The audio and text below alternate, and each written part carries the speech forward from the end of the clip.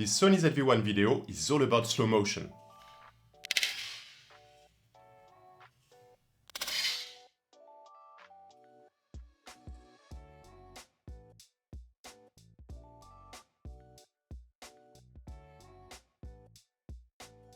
Salut YouTube, this video is my 17th video on the Sony ZV-1. I have two key goals for all those videos. One is to help you make an informed purchase decision, and two is to help you make the most of your brand new Sony ZV-1. In this video, I'm going to focus on slow motion. I for one don't really use slow motion very often, but I know a lot of people are interested in the slow motion capabilities from the Sony ZV-1. So today I shot a lot of video samples indoors, outdoors, and by the way, I shot like 4 times more video samples than the ones I'm going to be sharing today, because you're going to find out if you own the Sony ZV-1 that the high frame rate video modes, so HFR modes, are pretty tricky to operate. To shoot all those videos, two key accessories have proved invaluable. First one is this tripod, and second one is this remote. So I won't be spending too much time in this video talking about those two accessories, but I invite you to check out my upcoming, or maybe published depending when you watch this video, video about the best value accessories for the Sony ZV-1. So they will be featured, as well as a lot of other super interesting, valuable and well-priced accessories. So hopefully that video plus all the other videos is one good reason to consider subscribing, clicking the notification bell, and hopefully give me a big thumbs up, because that helps us a lot.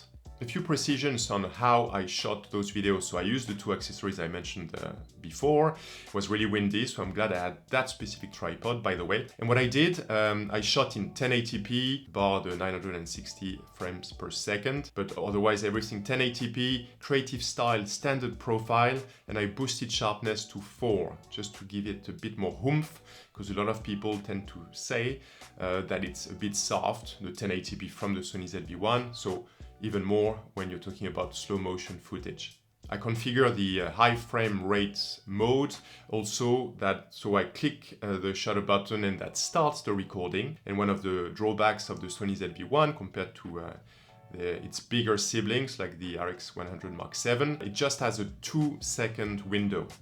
So you need to be pretty timely and pray that when you click the shutter button, it manages to record exactly what it is you're looking for. Please note that you can also set it up like two other ways. One is when you click, it would record the 2 seconds prior to clicking. And now the one when you click, I believe it recorded the previous 1 second, and it starts recording the next 1 second. And I also configure the HFR mode to focus on quality. As usual, you'll find all my key additional observations in the description below. And I invite you, of course, to share all your comments, suggestions, and questions in the comment section, because I answer everything, bar the very abusive comments. And before I let you watch the video samples, 3 things I'd like to mention. One, the high frame rates video modes are quite tricky to operate. Indeed, first of all, before you can even start recording, you need to make sure everything is set perfectly. So all your parameters, aperture, shutter speed, exposure, and so on and so forth, but also your focus, because you don't have really autofocus when you use any of the high frame rate video modes. Second comment is autofocus. As I just mentioned, in HFR modes, there's no real autofocus, but even if you use the 120 frames per second video mode, which is a regular shooting mode, the video autofocus will be super slow. So you will see some examples in my video. I made sure of it to give you an idea again of what to expect, but it makes it tricky at 120 frames per second, again, to maintain focus on your subject. But of course, there are still huge benefits leveraging the 120 frames per second video mode versus the high frame rates video modes. Some of them being, one, the bitrate. The bitrate is up to 100 megabytes per second, so it's a very decent bitrate, so you see a very good quality still from your slow motion footage. And another one is the audio, because you still capture audio when you use the regular video mode, but when you use the HFR video modes, there's no audio at all. And my third comment is all about light and flickering. Indeed, the higher the shutter speed when you shoot a video, the more light you need, which is pretty normal. We're not talking like a flaw from the Sony ZV-1. That's the same for any camera you're going to use when you crank up the shutter speed in video mode. But as a consequence, that makes it quite tricky to shoot slow motion videos indoors, because you'll see that very quickly the ISO is going to go up the roof. By the way, it's still million miles better than what you would get from any high-end smartphones, at least in June 2020. And the other issue with lights is flickering.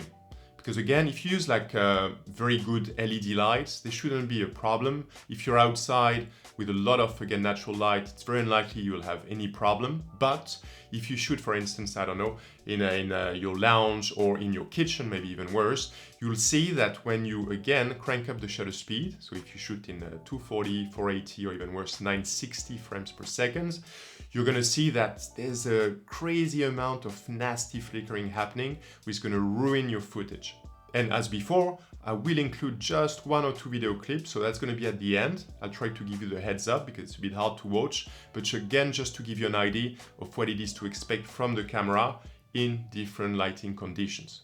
Okay, and now enough talking.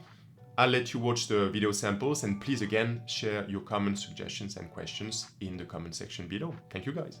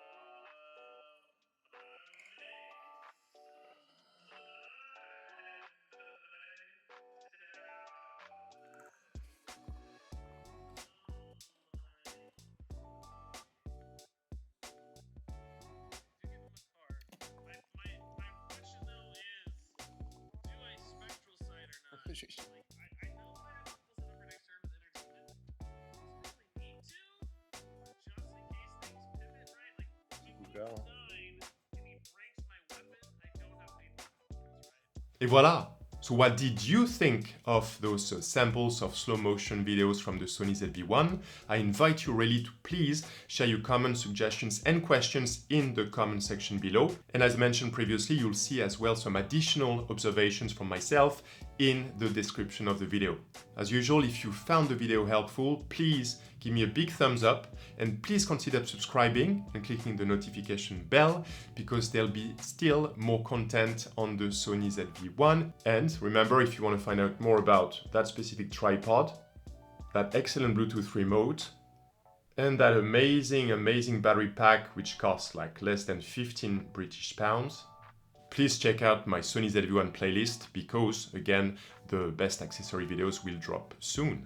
And thank you so much for watching, and I catch up with you in the next video. Bye guys!